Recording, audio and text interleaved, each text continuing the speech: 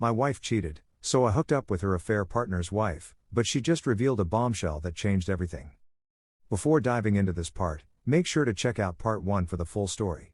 The link is in the description below. So yeah, let's start. Hey Reddit. When Sarah asked to meet again, I was hesitant. Every conversation with her seemed to drag me deeper into the abyss, uncovering new layers of betrayal and deceit that I wasn't sure I could handle. But curiosity, or maybe desperation, got the better of me. I needed to know everything, no matter how dark or twisted it was. We met at the same diner, but this time the atmosphere felt heavier. Sarah's face was pale, her hands fidgeting nervously as she clutched her coffee cup. The usual air of bitterness and sarcasm she carried was gone, replaced by something colder. "I found something," she said without preamble. Her voice was low, almost a whisper. "Something that changes everything." I raised an eyebrow, already bracing myself for another gut punch. "What now? Haven't they done enough?" Sarah shook her head. "You don't understand. This isn't just about the affair anymore. It's bigger than that." She paused, staring at me like she was searching for the right words. "Greg and Jessica, they've been planning this for years. They've been building a life together behind our backs." The words hit me like a sledgehammer. My mind raced as I tried to comprehend what she was saying. "Planning what, exactly?" I asked, my voice tight. "They've been pooling money, resources," she explained. "Greg opened a secret account a few years ago, and Jessica's been contributing to it. They've been setting themselves up to leave us together." I blinked, trying to process the revelation. "Wait. Are you telling me my wife and your husband have been stealing from us?" Sarah nodded grimly. "In a way, yes. Greg funneled money from our joint accounts into his secret one. Jessica's probably been doing the same to you. They've been using us, using our lives, as a safety net while they prepare for their new life." My chest tightened as the puzzle pieces started falling into place. Jessica had been unusually frugal lately, always talking about cutting expenses and saving for the future. I thought she was just being responsible, but now I realized it was part of their twisted plan. "Why didn't you tell me this before?" I asked, my voice trembling with anger. "I wasn't sure," Sarah admitted. "I only confirmed it a few days ago when I went through Greg's emails. And there's something else." She hesitated, looking genuinely afraid. "Jessica's pregnant." The air seemed to leave the room. My heart pounded in my chest as her words echoed in my mind. "Pregnant? Jessica? How do you know?" I asked, my voice barely above a whisper. "Greg told her to get a paternity test," Sarah said, her tone flat. "She doesn't know who the father is. But she's leaning towards Greg." My stomach churned as I tried to process this new bombshell. Jessica, pregnant with another man's child, possibly Greg's child. The betrayal ran so deep that I didn't even know how to feel anymore. Anger? Sadness? Humiliation? They all blurred together into a numb, hollow ache. "I don't even know what to say," I finally managed. Sarah looked at me, her expression hardening. "We can't let them get away with this." "And what do you suggest we do?" I asked bitterly. "File for divorce and hope for the best? Let them run off into the sunset while we're left to pick up the pieces?" Her eyes narrowed. "No. We make them pay. They think they've outsmarted us, but they've underestimated just how far we're willing to go." Her words sent a chill down my spine. I wasn't sure if it was the anger bubbling inside me or the sheer audacity of her statement, but I found myself nodding. She was right. We couldn't let them win. When I got home that night, Jessica was waiting for me in the living room. Her eyes were red and puffy, and she looked like she hadn't slept in days. She must have known the walls were closing in. "We need to talk," she said, her voice trembling. I crossed my arms, leaning against the doorway. "Talk about what? The fact that you've been lying to me for years? Or the fact that you're pregnant and don't know if it's mine?" Her face crumpled, and she let out a choked sob. "I didn't mean for any of this to happen." I scoffed. "That's the problem, Jessica. You never meant for anything to happen, did you? You just let it happen. You let Greg manipulate you, let him pull you into his twisted games, and now look where we are." "It's not like that," she protested weakly. "Then what is it like?" I snapped. "Because from where I'm standing, it looks like you and Greg have been planning to run away together, leaving Sarah and me to deal with the fallout." Her eyes widened in shock. "How do you know about that? Does it matter?" I shot back. "The point is, I know. And I know about the money. And the accounts. And the lies." She opened her mouth to respond but quickly shut it, as if she realized there was no point in denying it. "I didn't want to hurt you," she finally whispered, her voice thick with emotion. "You didn't want to hurt me?" I repeated, my voice dripping with sarcasm. "Well, congratulations. You failed spectacularly. For a moment, the room was silent except for the sound of Jessica's quiet sobs. I wanted to feel sorry for her, but I couldn't. Not after everything she had done. I don't know if the baby is Greg's, she said softly, breaking the silence. And you think that makes this better? I asked, my voice cold. No, she admitted. But I thought you should know. I shook my head, unable to look at her any longer. I'm done, Jessica. I'm done with the lies, the manipulation, the betrayal. I don't care who the father is. I just want out. With that, I turned and walked out of the room, leaving her sobbing on the couch. The next morning, I met Sarah again. She looked more determined than ever, her anger simmering just beneath the surface. I've been thinking, she said as soon as I sat down. We need to hit them where it hurts. If they want to destroy our lives, we'll destroy theirs first. How? I asked skeptically. By exposing them, she said firmly. We gather every piece of evidence we have, texts, emails, financial records, and we make sure everyone knows what they've done. Their friends, their families, their workplaces, everyone. It was a bold plan, one that could backfire spectacularly. But as I sat there, thinking about everything Jessica and Greg had done, I realized I didn't care about the consequences. I just wanted justice.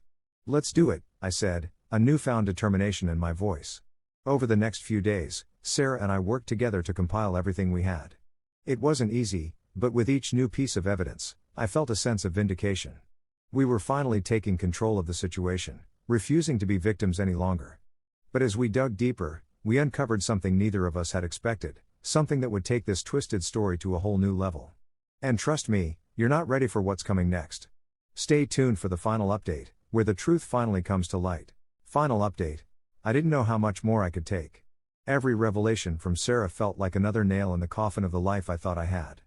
But nothing could have prepared me for what was about to unfold. Sarah called me one evening, her voice shaking with urgency. We need to meet, she said. I've found something you need to see. I didn't ask questions. By now, I'd learned that hesitation only prolonged the inevitable pain. I drove to the diner, my stomach churning with a mix of dread and anticipation. When I arrived, Sarah was already there, a folder sitting on the table in front of her. She looked pale, her eyes darting around the room like she was expecting someone to jump out at her. What is it, Sarah? I asked, sitting down across from her. She slid the folder across the table. Inside were printouts of emails, bank statements, and something that looked like a legal document. It's worse than we thought, she said, her voice barely above a whisper. I opened the folder and began to read. What I saw made my blood run cold. Greg and Jessica weren't just planning to leave us. They were planning to ruin us first.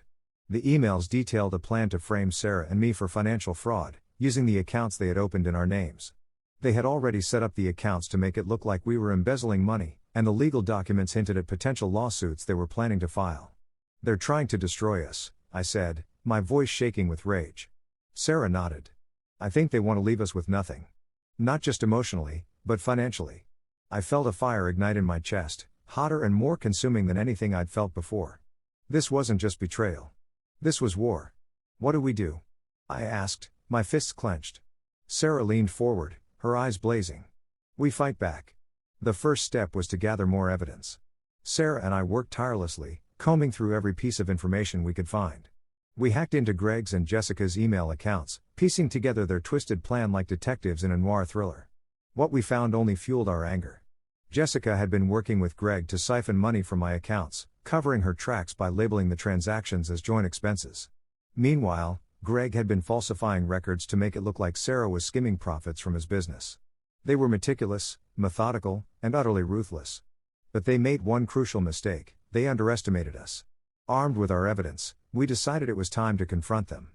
But not on their terms. This time, we would control the narrative. Sarah arranged for Greg to meet her at their house, claiming she wanted to discuss their separation amicably. Meanwhile, I told Jessica I wanted to have a serious conversation about our future. The plan was simple: catch them off guard, confront them with the truth, and record everything. When I arrived home that evening, Jessica was already waiting for me. She looked nervous, her hands fidgeting in her lap as she sat on the couch. I sat across from her, the weight of everything I knew pressing down on me like a boulder. We need to talk, I began, keeping my voice steady. She nodded, her eyes wide. What is it? I know everything, Jessica. Her face went pale. What are you talking about? Don't play dumb, I snapped. I know about the accounts. I know about the money. I know about the plan to frame me and Sarah. Her mouth opened and closed like a fish gasping for air. For a moment, I thought she might deny it, but then she crumbled. How did you find out? She whispered. Does it matter? I shot back. The point is, I know. And now, you're going to tell me the truth. At the same time, Sarah was having her own confrontation with Greg. She told me later how she cornered him in their kitchen, shoving the printouts of the emails in his face. You thought you could ruin me? She hissed. You thought I wouldn't find out? Greg tried to play it cool at first, brushing her off with his usual smirk. But when she pulled out her phone and played a recording of one of his conversations with Jessica, the one where they discussed their plan to frame us, his confidence shattered. What do you want, Sarah? He demanded, his voice laced with desperation. I want you to suffer, she said coldly. Jessica, on the other hand, broke down completely. She admitted everything, how she and Greg had been planning this for years, how they had justified their actions by convincing themselves that Sarah and I were holding them back. We didn't mean for it to go this far, she sobbed. But it did, didn't it? I said, my voice sharp as a knife. And now you're going to face the consequences. With their confessions recorded and our evidence compiled, Sarah and I took the next step, going public. We sent the recordings and documents to their families, friends, and even their employers. We wanted everyone to know the truth about Greg and Jessica, not just their infidelity, but the depths of their deceit. The fallout was swift and brutal. Greg lost his job after his employer discovered he had been using company resources to fund his schemes. Jessica's reputation was ruined, and several of her friends cut ties with her completely. But it didn't end there. Sarah and I filed lawsuits against them for fraud, seeking damages for the money they had stolen from us. The legal battle was exhausting, but it was worth it. With the evidence we had, the case was solid, and the judge ruled in our favor. In the end, Greg and Jessica were left with nothing. Their dream of running away together turned into a nightmare as they faced mounting legal fees, ruined reputations, and the bitter reality of their choices. As for Sarah and me, we found an unexpected sense of closure in our shared battle. While neither of us was ready to move on romantically, we had formed a bond through our shared pain and determination. We won't let them define us, Sarah said one day as we sat in the diner, reflecting on everything that had happened. No, we won't, I agreed. And for the first time in what felt like forever, I felt a glimmer of hope. This was the end of the nightmare, but the beginning of a new chapter, one where I could finally start to rebuild my life, free from lies and betrayal. Sometimes, justice isn't about revenge. It's about taking back control. And that's exactly what we did. That's all for today's video, folks. Don't forget to like, subscribe, and join us next time for more exciting content. See you next time.